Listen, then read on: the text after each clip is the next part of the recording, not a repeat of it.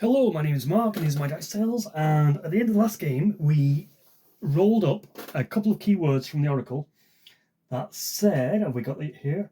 Melee is a melee fight. We have to protect and prevent. That works well with the story. We need to prevent the big bad boss from escaping. So I've got an elemental well that he is sort of trapped in. We've got a third party member, possibly. I don't know. We're just going to role play. We're going to be helping her. We'll get to the story in a moment. So we've got this lovely altar room. And because it's an elven altar room, there are these trees growing. Because they've been corrupted by chaos, they've obviously dwindled and lost their leaves. We need to reignite. I think I also rolled move as a thing. So we need to protect the trees by reigniting the glyphs. I've only got 3 glyphs, so I know I've got 4 trees, but let's just say 3 would be enough. So they are reversible tokens. My heroes need to rush in and get those turned on. The enemy can, of course, snub them out. And each time I turn one of these off, I'm going to reduce the power of this enemy. I've gone for the demonic lasher from the Fantasy Companion. So if I turn off one of these, I'm going to reduce his armor. So he's currently toughness 14. I'll reduce it to 11 or 10. He's got a big attack. So if I turn on one of these, I'll turn off his big attack. That way he sweeps around and hits everyone. Yeah, I don't know what else. I think that's pretty much it. I don't know if I want him to be a wild card. I think with a toughness of 14, I don't really want him to be a wild card. And Tanalasta is going to be a mage. You know, she's a headstrong mage. She went ahead of the other initiates. As I say, there's a couple of orders to the background story, which we're sort of figuring out. So this big bad, I feel with the corrupted trees and the corruptedness that he was some sort of essence of a dark elf. He tried to take control of the Dark Elf Kingdom, but people rebelled. There's a bit of a civil war, and they managed to trap him in a well. And a gate and the crystal beamed life into the room, beamed life into the trees, and the roots wound around and bound the creatures. I rolled that there's going to be ranged enemies, so I'm going to have a balcony up here with ranged enemies on them that can shoot me. And also some foot enemies, so I'm just going to have some cultists. He's going to summon some cultists. They're going to run out and attempt to interfere with us turning these glyphs on. That sounds interesting to me. And again, why am I playing Savage Worlds? Well, I like the dice mechanic of using... Everyone gets generate D6 wild dice, or the heroes do anyway, and wild cards do. And then depending on how good you are at a skill, whether you're good at fighting, casting, shooting, or a jack of all trades, you're either going to be using like a D6, a D8, and a D10, and obviously the higher the dice, the higher you can roll, so the more chance you'd get more impressive, pulpy action moves. So I think that's it with the story so far. You can see a bit of my dice rolling here. You can see I can lay out the cards.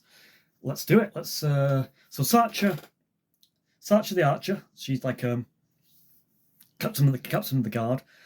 Tarn is a noble warrior with a heirloom axe. Oh, that could be the third thing. So we can reduce his armor, reduce his attacks, and boost our weapons. We'll get a magical attack because we're blessed. We've been through the challenges.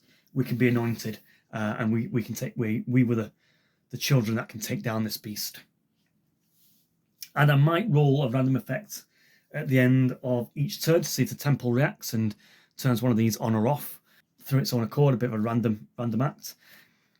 Is this going to be enough enemies to be a challenge? I don't know. I'm still new to Savage Worlds on that. Let's just kick it off. So where can you see the cards? We will have Ace of Spades. That's the fastest. That is going to be Tarn, which is not very good because he's the slowest and doesn't have the greatest range weapon. We'll do Sorcha, clubs, a bit slow. Tanalasta, the new mage. Spades, that's fast.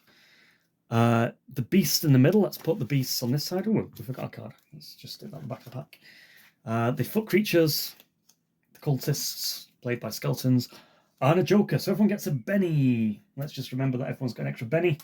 And the archers are going to go first. Is there wild shots? High parry, ranged attacks. Aim gives you +2, does it? Called shot. Spend the entire turn. Right. So the story so far, we've come into the room, we could hear chanting, and then we sort of hear a bit of heavy panting from Tanalasta, and she realised that that's some other people are coming to the room. So she's been headstrong. She thought she could do this all by herself. She wasn't aware of the other factions. And that's how disjointed the elves have got. They're not working together, which is really giving evil a chance to seep in. These other two heroes, the main two heroes, are going to rush in and try and save the ritual, while she's sort of panting and holding on, chanting away, waving her arms in the air, doing whatever prayers she was taught to become an anointed elf. I'm going to say we've come into the room. She's already here. She knows what she's battling.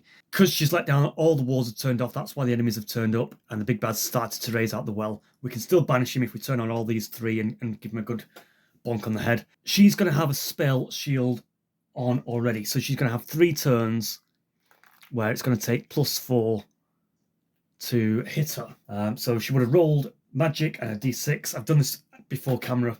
I'm just setting up again and re-talking about it. She got a raise, which means it would have been a +2. It's a +4. So these are just grunts, basically d6 monsters. It's going to need 4+. It's going to need an 8 to hit me. 5 is a miss. And the other one's going to try and hit me, because it's the only one we see. Miss. Fantastic. So that is the Joker. 5 +2 for the Joker. They were both 5s, weren't they? They were both hits. 5, 6, 7. Oh, and they need 8s to hit me. Okay, so she would have still needed a 6, 7, 8 to hit me. If we aimed, I'm going to say they only came into the room. They run in from wherever, being summoned by the beast. So maybe they couldn't aim this turn, but I'm going to give them aiming. Let's try and remember they can aim next turn. So that's a Joker done. And everyone got a Benny. They could reroll with a Benny. Let's spend a Benny. 4, miss. The other one, spend the Benny, miss. Meh. Who's next? Ace of Spades, I think. And who's did I say that was? Tarn. So he's going to run. Oh, that's a good run. So it's basically going to do double this. Right, I'm going to say the cracks in the floor are holes, fissures, and I can push people into them if I really want to. So we've run up to here. What's the range of my throwing axes? Don't think it's very good. 12 at long range, but that'll be ridiculous. So 2 is pretty much 12. That was long range. It really needs to be half one of these. It's really getting close and chucky. So he can't do anything. That's the Ace of Spades done. We had Tanalasta, right, the woman. So the Tanalasta the mage. So she's got a 10 in her casting, I think. I think she's got an 8 in her casting, sorry. 8 in her casting, so 8 in a d6. Does she want to try and turn 2 of these off or 1 of these off? 2. She's got lots of bennies to spend. Normally needing 4+, doing 2 actions is going to give me -2. So 4s are going to need 6s to turn these on. And because she's a mage, I'm going to give her like telekinetic. While she's on the altar, she can do all 3. The other guys on the floor have to move up to them to interact. We've got Exploding 8. And that gives me a raise. So this one comes on with superb power. So maybe I'm going to put a protection on that to say the enemies cannot turn it off. Maybe that's what the raise has done. So maybe they need to turn off the protection and then turn off the power. Let's do this one with a second action. A 7, so we've got it, but no raise this time, so this one turns on. So I'm going to say we've reduced his armor. He sort of coalesces. Maybe the armor fades away from his body. And we've reduced his weapon, so he can't basically do... He's got quite a few attacks in here. Fighting D10. Eesh, she's going to hit me quite hard. What's a guts roll and what's fear? I didn't go into that. Might need the original book for that. Okay, fear, we need to make a spirit check, or we roll on a d20 on a fright table. And I don't have a d20 nearby. Is it only once you make the fear check, but we make it -2. So we're going to need 6s. Let's go and grab a d20. Oh, I've got one. Alrighty. So we need to make a spirit check. If we fail it, we become terrified. And we need to roll on a d20. And we might have a heart attack and die. Add the monster's fear penalty, so it gets +2. So we could get panic shaken to possibly running away from him. That'll be interesting. So there's a lot going on here. Let's see how it plays out. Where are we up to? Tanalasta just did turn these on, didn't she? We've got one hero moved, another hero's moved. Now they shot. So that would have been Tanalaster, I think. Yes, so Joker, Tarn, Tanalaster. She turned these twos on, reducing. Maybe he doesn't have fear now. We've turned this on. That's a nice thing. Diamonds go next, so the foot creatures are going to move. Big Bad is going to do something. So D10, he's possibly more interested in getting these turned on or off.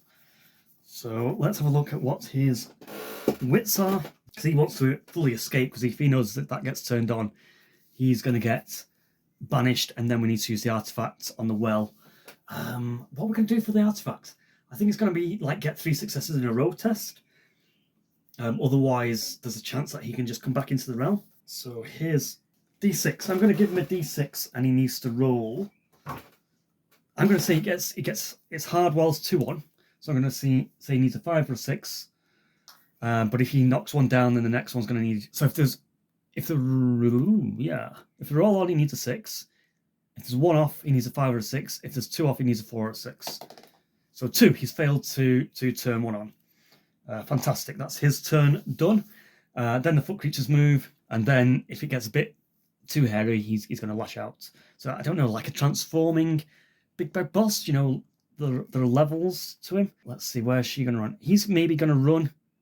Oh, that's already off, so he needs to go. He's going to run to this one and try and take out the ward, so that the.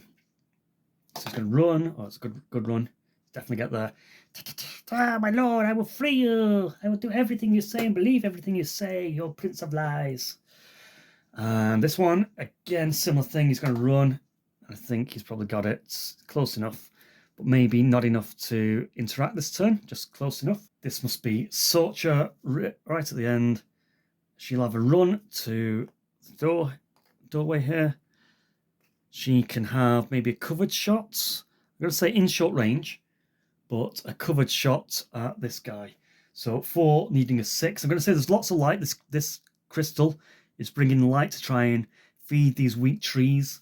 And as we turn these lights on, the trees sort of little leaves sprout from them, a little flicker of magical flame goes over them. So what am I shooting? I think I've got a D8, so D8 and D6, and I'm going to need 6s to hit.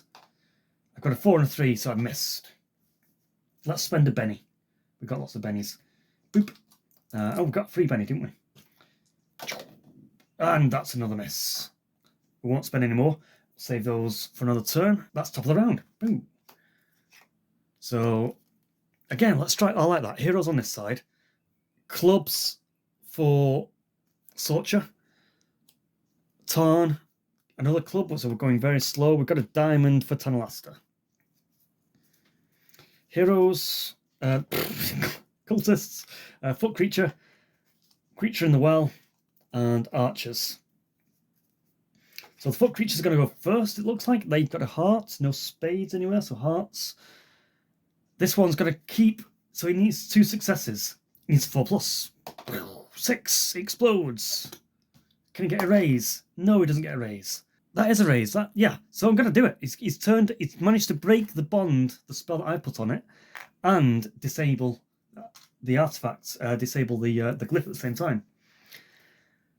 The other foot guy, he's going to try and do the same, but just needs 4+2. He can't do it. He's not as smart as this cultist here. So that is the foot creatures done. That's the heart. So we're into diamonds. It's the archers. They've literally got 1 target. And with the armor spell, they're going to need crits.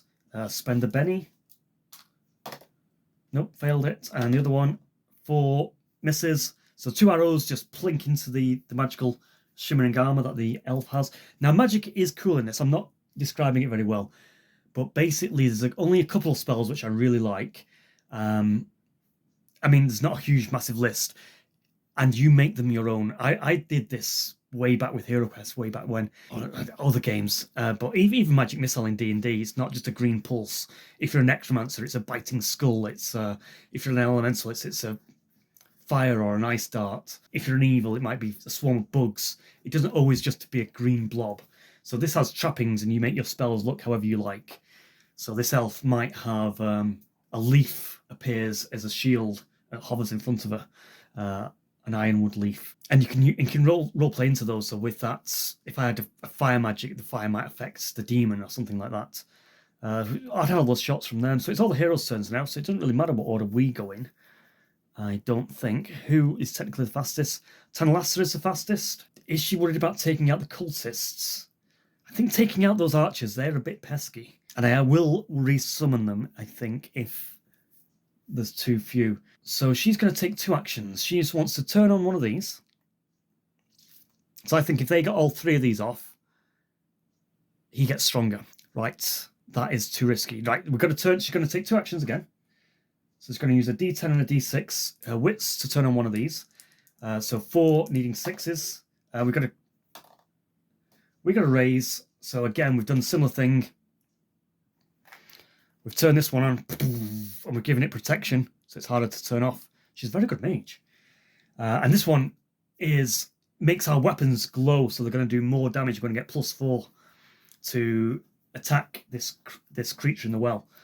So that should help us beat the toughness. But this one is the armor. That one is the attacks. That one is us against him. This one is his fear aura and such. And I'm going to send a bolt out at one of the minions. I've got a exploding 6, 10. So that's going to be a raise. And I think the bolt does. It depends on how much power you put into it, but 2d6 should be easy enough. Bang, raise. While she wrestles with the glyphs and casts them and flings them into the wall to create the light that focuses the light of the crystal into the tree as it starts to grow again. She then narrows her eyes, outstretches her other arm, and sends a bolt of pure light energy, which destroys the cultist. He explodes in a dazzling ball of flame. That is Tanalasta. And who's next? Tarn? Whoomph. He's going to rush up here. And he's going to fling this guy down into the fissure. He's going to do a push.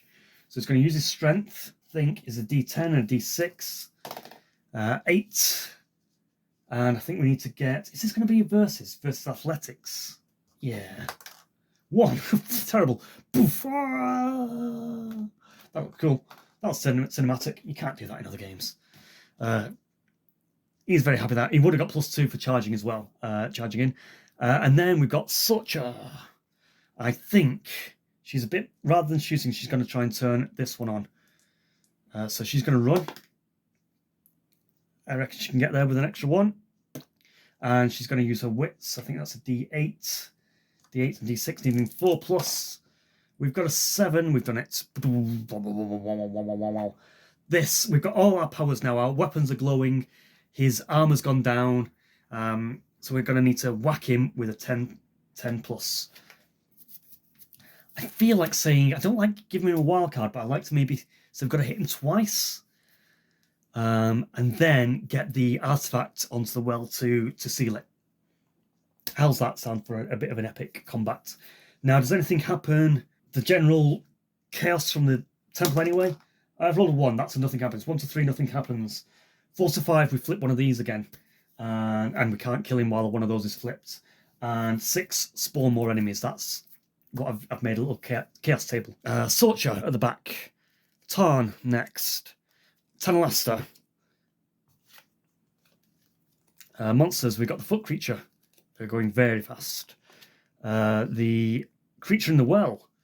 And, oh, they are super fast. The monsters are super fast today. Who is the fastest? We've got a spade, we've got King of Spades, and then we've got Tanalasta. King of Spades is a foot creature. Ooh, what's it going to do now? It's seeing its boss has lost. It knows the boss is vulnerable. It needs to take out... He's going to take out the artifact. He's going to try and disrupt the glyph. 3, he's failed it. I can't think of anything that would give him pluses. I can't say he's going to do it any more intelligently, or he's got a special artifact with him that helps him do it. So yeah, I think he just needed a 4+ and a D6. And he's run out of bennies to spend. I haven't rolled anything that would give him another benny. So yeah, that's the King of Spades done. Tanalasta, 5 of Spades. I think her spell might have worn off. Haven't quite been tracking the score. I need a turn tracker as well, don't I? Cribbage. She wants to do a blast straight to the big boss. We've got all 3 powers up, so she's going to cast a D10, D6. And he's got a parry of quite high, I think. Parry of 7, but it'll be a parry of 9 to magic because he's got magic resistance. So we've missed. We've got a 4 and a 1. So let's try again. And that is also a miss. Is that what I need? Is that how magic works? I'm always a little bit unsure with magic, to be honest. It's still new to me, this game. Necromantic Armor, Barrier, Blast. I don't need an area of effect, I just need a bolt. The character rolls a spellcasting die for each bolt. Right, so I think you treat this like a ranged attack, is what I've been told.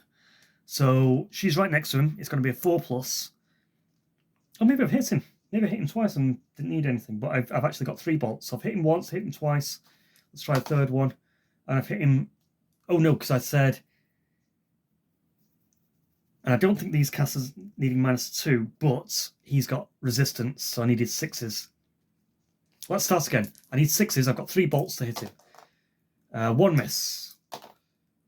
2 misses. 1 hit with a raise, and not anything good. And they do 2d6 points of damage, which won't be enough. I'll need to get 6. I can get 12, can't I? 5, 6, 7, 8. Not enough to do damage, so even though we've weakened him, he's still strong enough.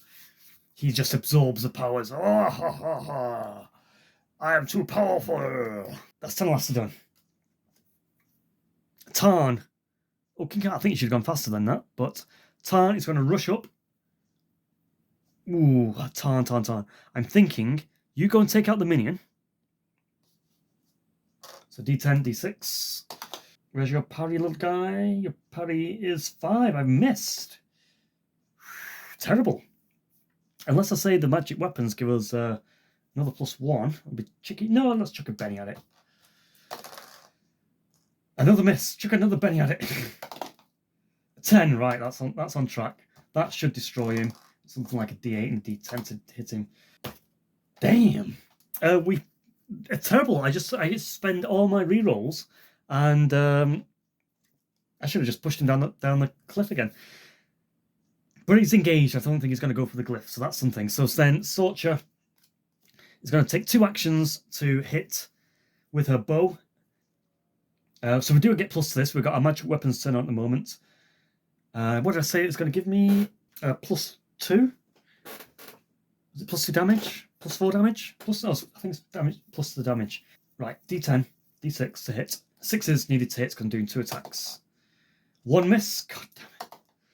2 misses. Spend the Benny. Oh my gosh, my dice are not rolling. Can you see these dice? 7, we've hit him. 2d6 +4. Oh yes, that's plenty. 6, 11, 12, 13, 14, 15. So that is hit with a raise. So that's 1 wound. And that's enough. That's all we're after, isn't it? We just need to kill him. We said we're going to give him 2 wounds. So boom. And he can try and soak this then. If I'm giving him wounds, he can soak it. It's not quite a wild card. Stats, D12 figure. Ooh. He's soaked it. So we've not done anything to him. That is going to be a tough battle. I'm thinking I'm liking it. I think I like the challenge level here. So let's go on. I think we did all these, didn't we? Gotta keep your eye on the order. 4. Reset one of the glyphs. Oh no. Sorcha. Tarn. Tanalasta. Foot Cultist. Beast in the Well. And Archer. So we've got a Spade, which is the fastest, and that is the foot creature again. It's going to do a wild attack on, so needing 4, 5, or 6. It explodes. So it's going to be an extra d6 to damage. 4, 8, 10, 11, 12. 5, 6, 7, 8, 9, 10, 11. Yes, he's hit me with a raise, so he's going to do a wound unless I soak this. So I now vigor this d6. I think I take a wound as well. I've got a wound token nearby. What am I doing? Where's my preparedness? Yes, I have wound token. Boom. And I think I'm shaken because I've not. I've taken a wound. I didn't get to get both wounds. So take off the 4 spades. Now we're in order. And after a spade, it is hearts. Any hearts on the table? No. Then it is diamonds. And diamonds on the table. We've got a jack, and that is Archer. So she is going to turn on the glyph with her wits. 4+. Does it with a raise. Does it with a raise, easy peasy. So we turn this one on, and it's got extra protection because we are good anointed. We know our prayers. And then she's going to shoot with a bow, but this is second action. D8, D6. 4, 5, 6 needed. Hits. 2d6. 8. And we've got all the powers on. 8, 9, 10, 11, 12. We've hit because his power's gone down to 12. And that is only shaken, though. Okay, that Sorcher has acted. Where are we up to? We are in diamonds. We've got an 8 of diamonds. That seems like it's Tarn. And then the beast in the well. So Tarn. You need to recover. So you need a raise on this to be able to act. So your vigor is 6. So 2d6s. We've got a 6. We've got exploding. So we do get our raise. So we recover from the shaken and we can act. But I think we get -1 because of the wound. So we just want to take out that grunt and maybe run around to hack him with our axe. So d10, d6, and wild d10 and the wild dice. Both of them explode. And not very good explosions, but I think that's going to be enough anyway. Yeah, plenty. We take him out this time. We redeem ourselves. And as I say, we're going to get ready to wound him with an axe next turn. Then it's the beast in the well. D10 to hit. And he can sweep with no penalty. So he's going to hit both of us. So D10 versus Tarn. 2 misses. He's got a Benny. He's going to spend that. 8. And he needs quite high to hit him. 5. Why am I only hitting 5s? Gosh, that seems low. She's the hardest one to hit. I did make a toughness 7 guy somewhere. So he's hit. Let's see if I hit Lester. 5. Yes, obviously, because she's a wizard. She might need to cast her armor spell again. Okay, so the damage that you do, I'm not looking forward to this. D10 plus D8. That seems powerful. Tarn, 6, 7, 8, 9, 10. 7, 8, 9. So not a raise, so shaken again. Bigger roll. Passes it, so not shaken. Wizard. 7, 8. Hits, beats my toughness, but not a raise. Can I not be shaken? Yes, I'm not shaken. So whips across these two. They both do their John Wick, Keanu Reeves dodge back as he goes massively wide. That's going to give us a chance. So then we believe I've got Tanalasta now. So she's going to do her spell attack again. She's going to put a spell on herself. She's going to armor herself, which does go off, but gives her just a +2 rather than a +4. And mark off her mana, which I like. It's not just sort of casting a spell. You've got mana, which is a resource. And then cast a spell into him. So this would be -2 because I'm casting 2 spells. Is that a 7 or a 1? That's a 1, so that's a whiff. But at least she's got armor on for next turn.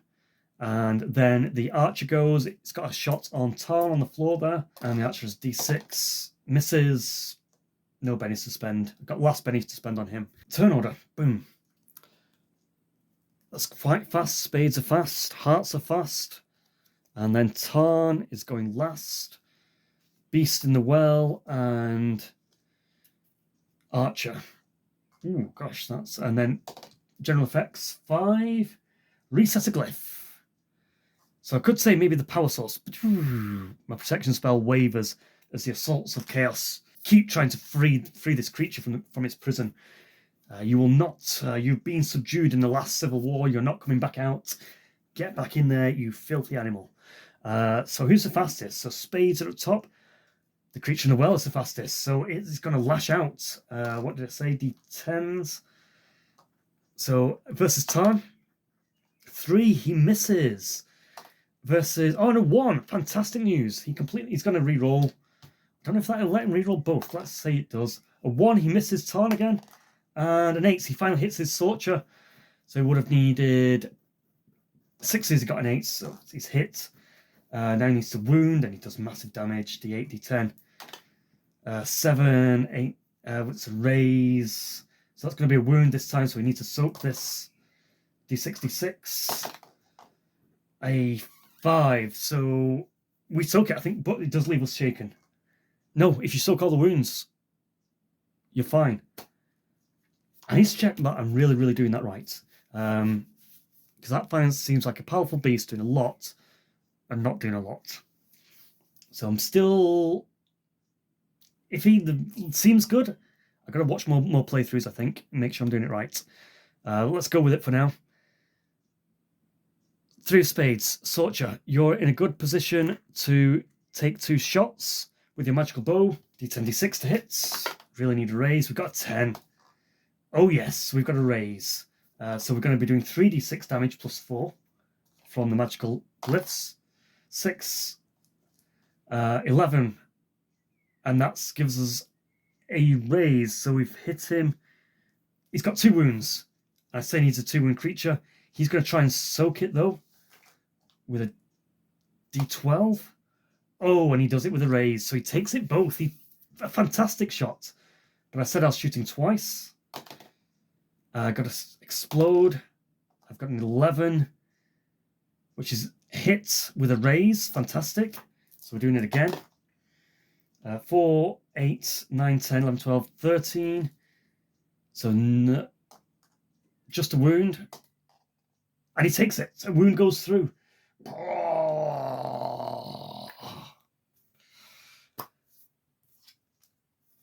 Hearts. The archer's going to try and shoot. He's going to try and shoot at Tarn. And he misses. He's aimed. If he aims, he's going to hit me. Let's say he hit me. Just about scrapes a shaken, so I can soak that. Which I do with an explosion. I'm fine. So an arrow hits me, and I can't deal with arrows. I'm taking out the big bad boss. That's the archer's done. I think that is Tanalasta. So while we've got all our powers up, she's just going to throw 2 bolts, or cast a bolt spell. That's a hit with a raise, definitely. So we're going to do 3d6 damage. 6, 7, 8, 9, 10, 11, 12, 13. Yes, damaged. Can he soak it? No, he doesn't. She does it. Her spells. Glowing ethereal lights. The temple seems to lead the winds of power into her arms as she blows the creature away. Seeing the opportunity, Tarn drops his axe and takes out the artifact which we've been escorting here and runs over to the well, and he sprinkles the holy water into it. And that is a climactic ending to...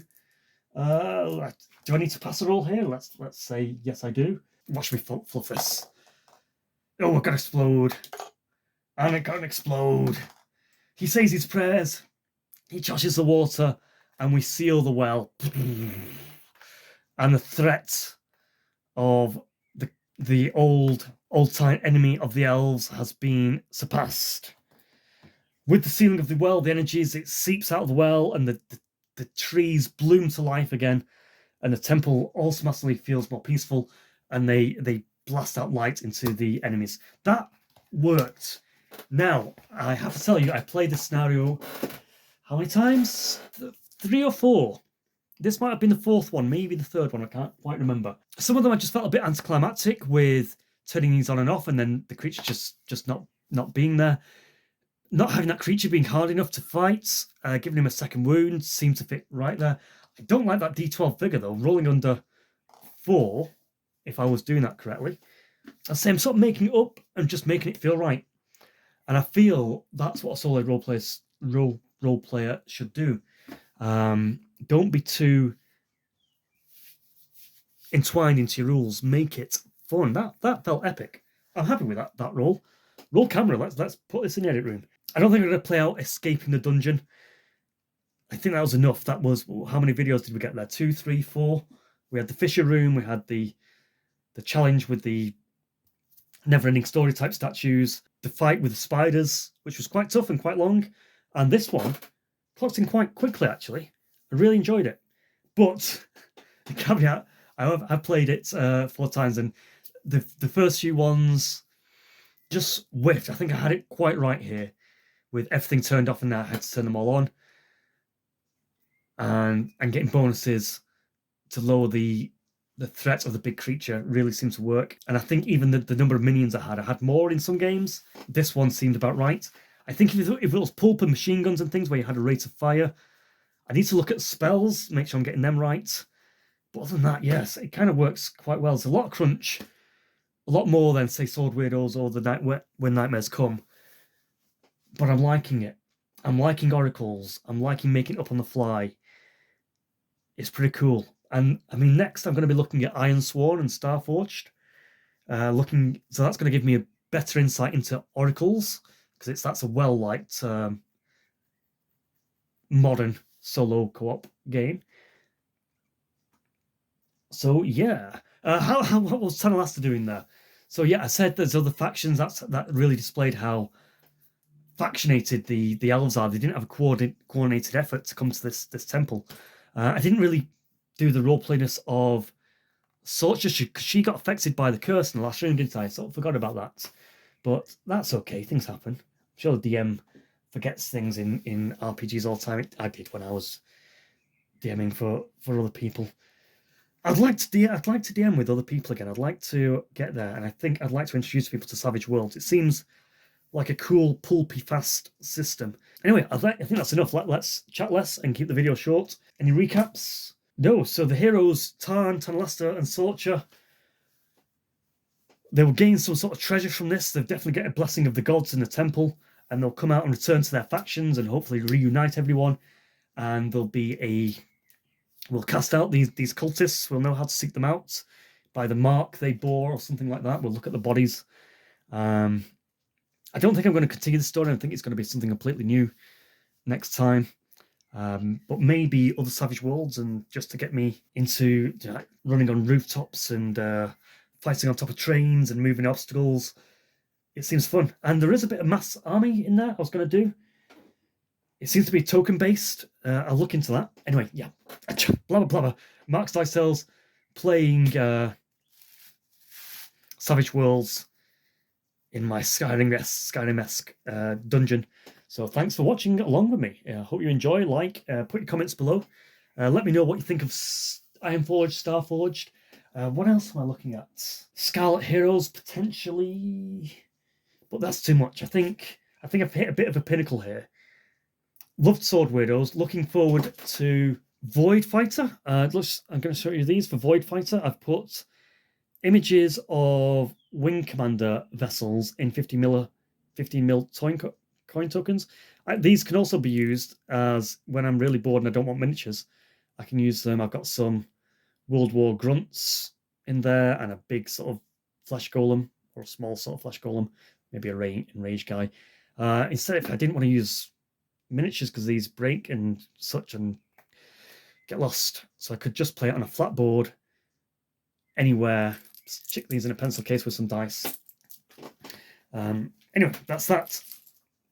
Max Dice Tales signing off. Last thing I need to say, I hope you're having a good one and the world gets less crazy.